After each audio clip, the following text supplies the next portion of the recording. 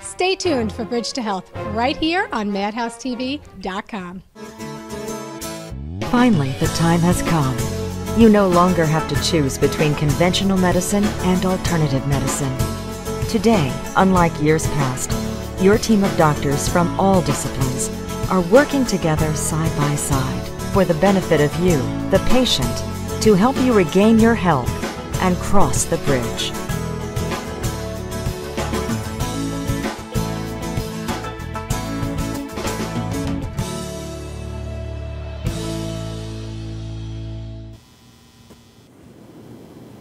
Hi again. Welcome back to the Bridge to Health. My name is Dr. Tom Dow.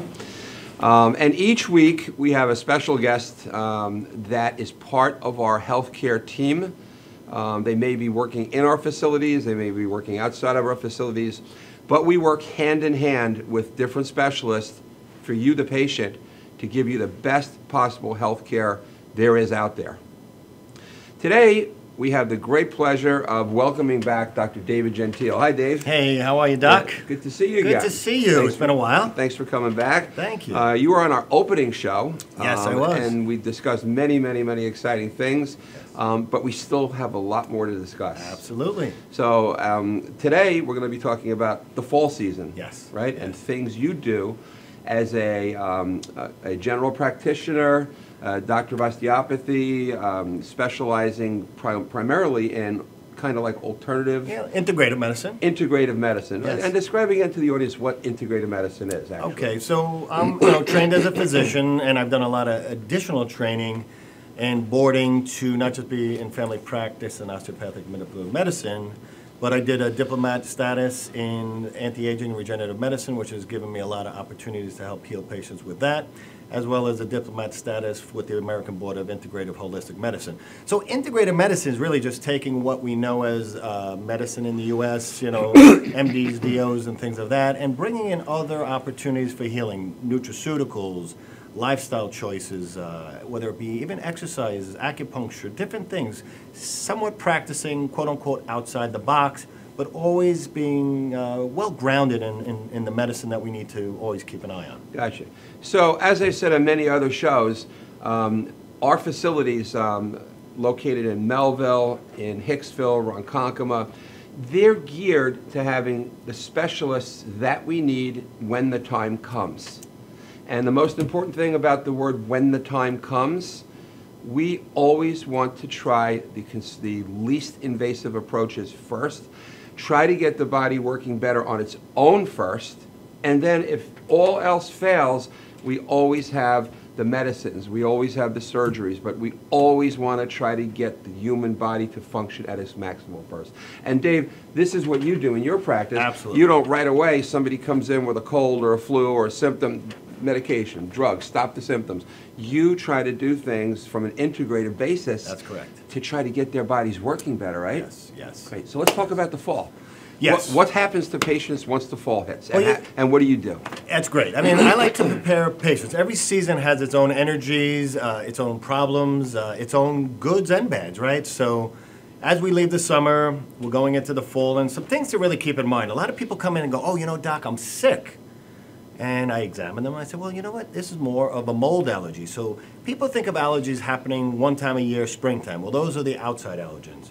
We also have mold allergens outside when especially the oak and maple leaves sit underneath mold forms. So now you go out on a Saturday, do a little raking, before you know it, you're kicking up those mold spores, and you could have, quote unquote, flu-like allergy symptoms. Wow, interesting. So that's something to keep in mind. And what I think, too, is people this time of year, you're starting to go indoors more, you're closing your windows, or maybe you shutting off your ACs and things like that.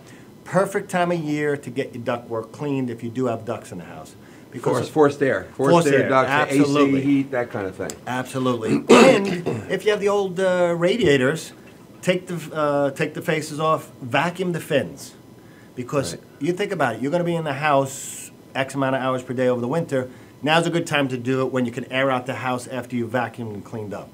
I want to tell you an interesting story. It just happened to me recently. My mother and father-in-law were over for about 2 or 3 months from Puerto Rico, receiving treatment for conditions and visiting. And they both started coughing within days after they came into my house. My mother-in-law got an upper respiratory infection. My little 10-year-old has been coughing for months and months and months. Yes. And I've had a chronic cough, as you can tell. I hear, yeah. And so I read this ad in the newspaper. I had a guy come in and check out our ducts. Not only were our ducts loaded with dust and mold, Yes. but the air conditioning unit up in the attic, Yes. when he opened it up, you should have seen the pictures. Oh, yes. Mold all over. All over. And as it was explained to me, that air is drawn into that unit. It passes by that mold. It's cooled and then passes into the into the supplies, into the rooms. Yeah.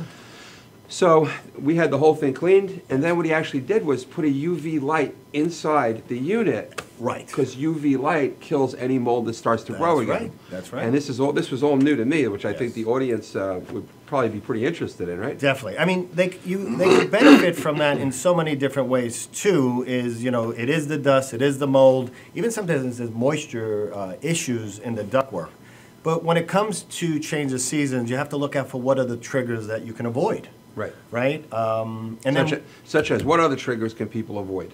right now, coming into fall, again, keep an eye on the leaves. Clean out your ductwork.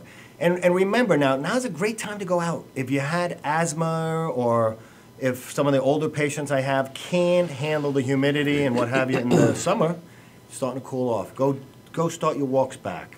Right. Get out there. And this time of year is great. Being on Long Island, to go out east and go to the farms.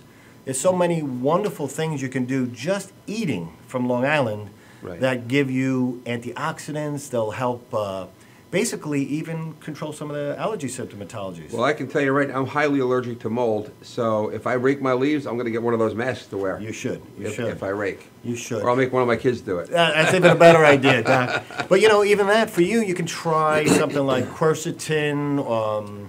There are certain things, stinging nettles, there's certain supplements that we do use in the office that have really helped people stay off of the Claritins and the Zyrtex, things that some people do okay with, and some people, really don't. Okay, so here's an allergy patient, chronically in the fall. This patient isn't starting to suffer yet, but they come into you as a patient and say, Doc, what can I do now before I start to suffer to kind of build up? What will you do with a patient like that? That's great. So we're going to go through the lifestyle issues, avoidance, triggers, foods to eat to boost their immune system, supplements. But one of the great things we can offer, which is a real way to enhance their vitality and health, is we do IV therapy. So, IV, meaning intravenous. Intravenous, right? So patient comes in, we have IVs that take 10 minutes up to 2 hours. I customize the IV based on what I feel they need. It could be to boost your immune system. It could be for patients who are undergoing chemotherapy or of cancer. It could be people that are even athletes. I mean, I know your son's a great big athlete and weightlifter and stuff like that. I get men and women that come in that want to be at their top game, whatever that might be. And we'll do like customized sports nutrition through IV too. So there's a lot of issues. So you're basically doing the intake on the patient. You're discussing what their lifestyles are like, the hobbies, the sports they're into, the diseases or the illnesses they're facing, and you're basically making a cocktail of nutrients that they're given intravenously that's going to help their bodies work better. Absolutely. So now I have a real interesting question. Go. I've been told by many patients over the years, 32 years, that are undergoing chemotherapy, that their doctors tell them, do not take any vitamins or nutrients. Okay. What is your feeling on it? You just mentioned that you may do IV therapy with nutrients on somebody who's undergoing chemotherapy. Because I know chemotherapy, the goal is to kill. Yeah. Shut down the immune system, shut down the body so they can kill those cancer cells. Now, what's your feeling on that? That's awesome. So in the integrative medicine field, now here's proof in the pudding. I not only see patients of oncologists, but I actually see oncologist family members. Because what I've shown them is I could take medicine as we know it in the U.S., bring in alternative or integrative options, and get that patient looking well. The first referral I ever got from an oncologist, he went out into the waiting room to bring a patient back. And that patient looked better than every other patient in the waiting room. And when he got back, he goes, what are you doing? How come you look so good? And he goes, I'm seeing Dr. Gentile. So first, of course, his eyes opened up. Well, what do you mean? What is he doing? And once he told me, he asked me to come in, and we talked. And actually, I wound up doing a couple lecture series for the entire patient base that they had. What we're doing is chemotherapy is an oxidant. So you can't compete and give high antioxidants during that. Okay. But what we do is buffer the body so you can go through the chemotherapy and cancer process, but feel good. Feel the best you can. But in between chemotherapy cycles, then I bring the antioxidants in. That's where I bring in the things, unless they detox the body. Kind of want to, get that stuff back out that they've been using to kill the cancer cells. That's right. So now the next cycle of chemo, they're going to feel better. It's kind of like changing your oil in your car. Exactly. Wow, that's So very rewarding. Very interesting. So those of you out there who are currently undergoing chemotherapy, there are things that can be done nutritionally and even in between cycles that can help you feel better and get through the chemotherapy more easily. Yes, Is that without right? a doubt. Without a doubt. Where are you located, Dr. Gentile? I have two offices. One is in Rocky Point, and I also have one in Wantor. And if anybody wants, my website is oasismedicine.com. Phone number is 631-821-4200. Excellent. Let's talk about exercise and how that plays a role in the fall cycle. Yes, yes. So again, now, we got a cooler season coming on. Let's have people get out there, walk, bike, hike. I mean, I did 2 Arboretum days this last weekend. It was the best thing. I just walked, enjoyed beauty. That's sometimes all you need, in addition to my weight training and everything like that, going outside and enjoying. Sunlight, right? We're coming into winter, and you know this, Doc, as well as I do. As the sunlight goes down, the vitamin D, sunlight availability to get the vitamin D converted through the enzymes in our skin diminish greatly. Right. So now, go out, build up your vitamin D. It's still beautiful. You don't have to worry about sunburn as much now and things of that nature. Right. Why is vitamin D important in the winter? Well, vitamin D is huge. So first and foremost, it's immune enhancing. Number 2, anti-cancer. And this, people can go online and find this through mainline medical references. This isn't prevention. It's not just your opinion. No, this is not my opinion. It's been proven in research studies. And I want to say, too, and I know you practice this way, too, anything I do in my practice, has to have a scientific validity to it. Yes. And if I wouldn't do it to myself or a loved one, I don't practice that Absolutely. way. And isn't that a good way to go? We practice that way, and all of our doctors in all of our centers, they have to practice that way to be affiliated with us. Absolutely. I tell people when I have a new patient come in, make believe that's your son. Make believe that's your mom. Love it. And that's how we treat them, with respect, dignity, and give them the best we can. I love it. I love it. Let's talk about people out there that may be depressed, clinically depressed. Vitamin D is real important for that. Vitamin D is very important for depression. Now, one of the things we do, which is really something I've been doing now, Doc, for about a year and a half, 2 years, called functional EEG. So many people have heard of EEGs, electroencephalogram. Right. Those are the tests where they put the little electrodes on your head, right? Normally neurologists do that, and they assess your brain function. Now, this is different. It's a functional EEG. Now, what's the difference? So how it differs, first off, I call them, instead of electrodes, everybody doesn't like that term, sensors. We put sensors on, a little cap. I call it like the swimming cap. Okay. We put a little gel there to make contact, and what the patient does is comes in without any stimulants that morning, no coffee or anything. They sit at the computer, play literally games for 2 10-minute segments. We get a 15-page report about all of their brain activity. So looking at possible root causes of insomnia, depression, anxiety, brain fog, pre-Alzheimer's, you name it. So it's a very important test for me, because instead of throwing medications at patients or maybe even supplements they don't need, I want the root cause. And I can't just look at your head and go, whoop, that center of the brain needs a little amino acid. I got to do a proven medical test to get that answer. Wait. So let me get this straight. This is pretty amazing. Yes. You're going to get a report. You're going to get data from this test that will tell you and quantify the amount of insomnia they have, or just that they have it? The root or the mechanism as to which we need to address. So now, such as? All right. One thing we do, which is another part of this test, we get heart rate variability.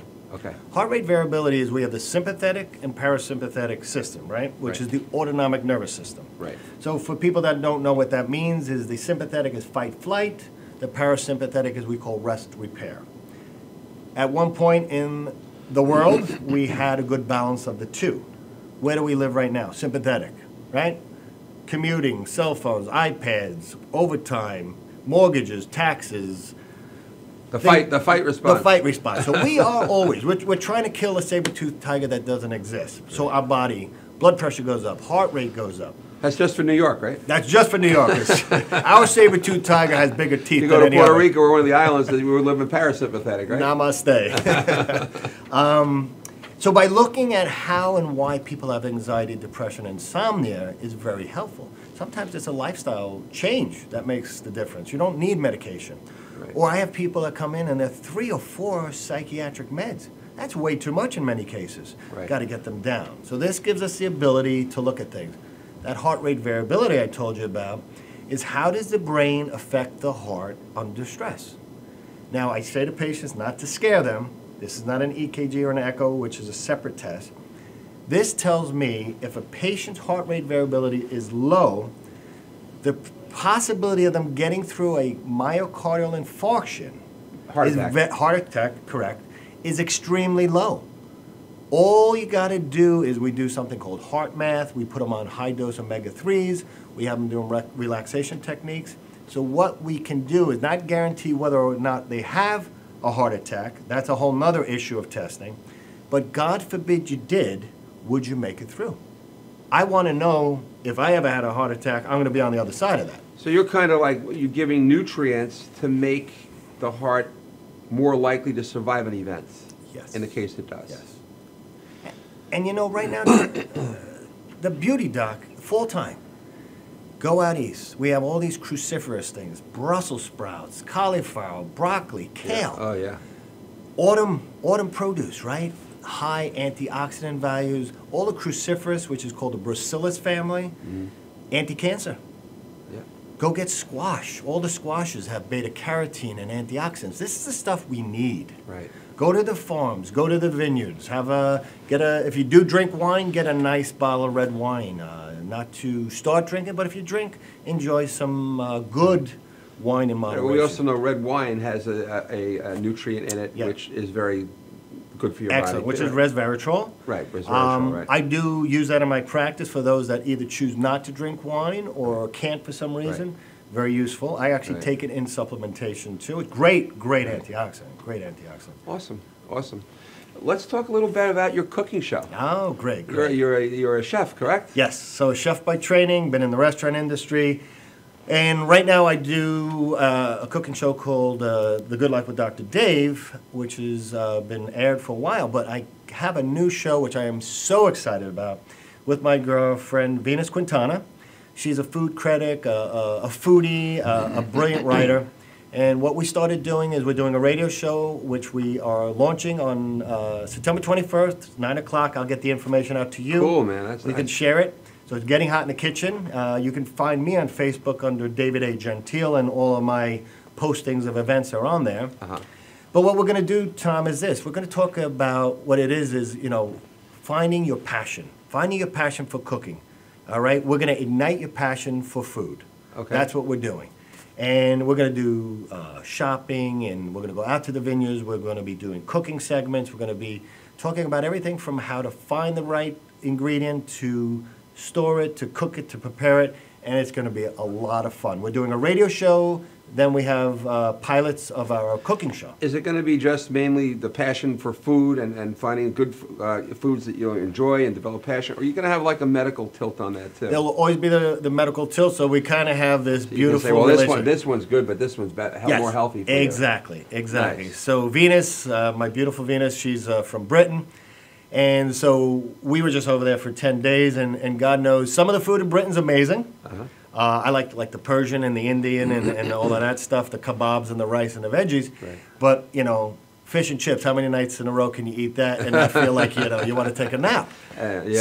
We do play off of each other, and we have a great time doing it. Right. She's very brilliant about food selection and health as well, so we have fun. But you know what? It's a cooking show that's about fun. Fun. And if you're not having fun in life, rethink it.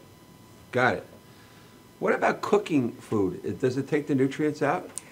Great question. So it depends on the type of food, but if you cook the right way, which, there's the raw movement. I don't particularly embrace that to its fullest extent, because there are some foods you want to have the live enzymes in, or a percentage of your food with the live enzymes, but there are also other nutrients that get released when you cook. So tell me who's right, who's wrong. Nobody. A good blend of both. A combination of both. Yes, and you don't want to cook something to obliteration. Right. You know, first off, there are carcinogens caused by grilling meats and things of that nature on the barbecue if you char it or burn it. Okay. So by cooking properly, you reduce that. So you don't want to ever barbecue and see that black stuff on the outside, right? Which they call searing. Searing. Now, you could sear without getting what we call the bark. You ever hear the term bark? You know, Yeah, like, yeah. And I mean, down south with the smoke, you know, everybody loves, you know, pulled pork and everything like that. Right. Pulled pork's fine, but it's the bark that has that high oxidative value. So, Right. you know, everything in moderation to a degree, too. What about if you fry food and you like fry it a lot and like till it gets black, like the breadcrumbs? Is that the same problem? thing? Same problem. Same Okay. problem. Yeah. Okay. Yeah. So here's a question for you. I've had many patients over the years go to their primary care doctors or other doctors and ask their doctors about vitamins. Do I need to take vitamins? The great majority of them say you do not need vitamins. All you have to do is eat well, and they then have them go out of the road. They come back to me, and I tell them, well, here's my opinion. I think everybody should have a multi-mineral vitamin supplement, some vitamin C. I'm sure you have other protocols. Yeah. Do you agree with that, or do you think people can just eat well and not need nutrients in New York in this day and age? Well, yes, you could get away with eating well and not need nutrients, but let's define that for the audience.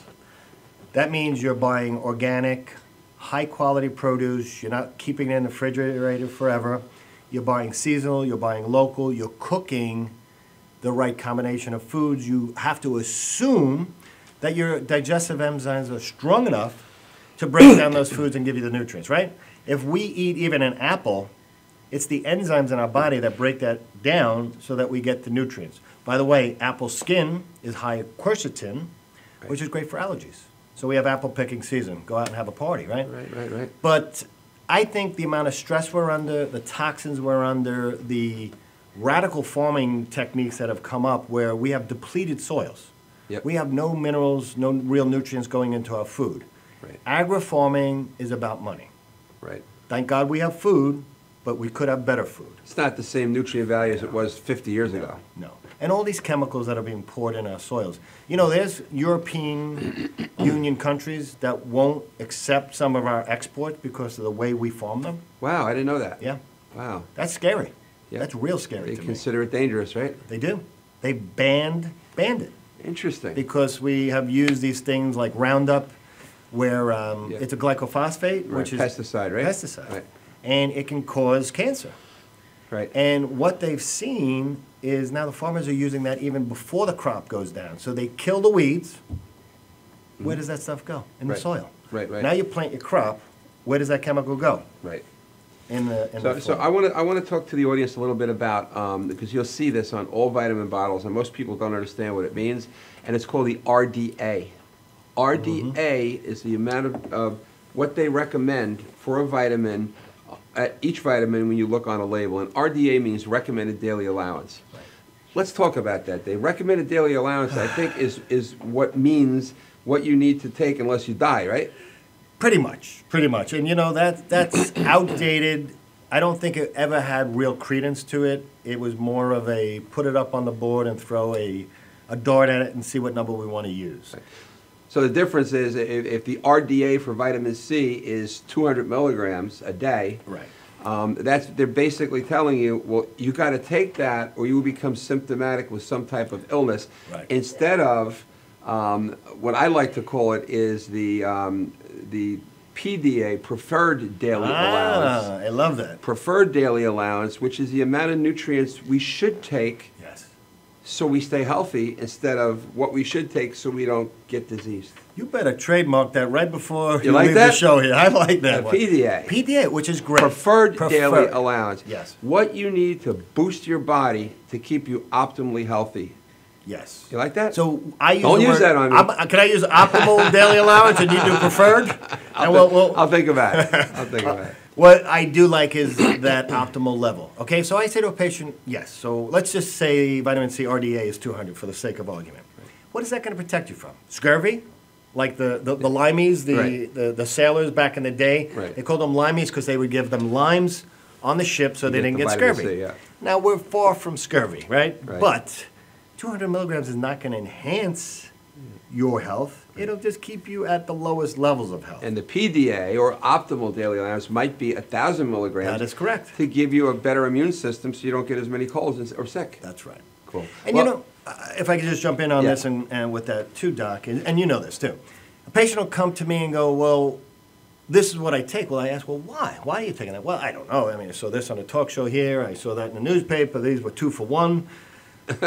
You can either overdo or underdo, and what I think is the most important thing is that you know the interactions between supplements and medicine, Right. and things like that, because that Right. can be very scary.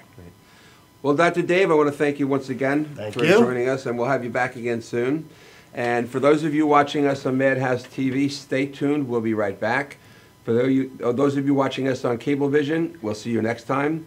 And remember one thing, if you want real wealth, join us next time on The Bridge to Health. Thanks for watching. We'll see you next time on Madhouse TV. Finally, the time has come. You no longer have to choose between conventional medicine and alternative medicine. Today, unlike years past, your team of doctors from all disciplines are working together side by side for the benefit of you, the patient, to help you regain your health and cross the bridge.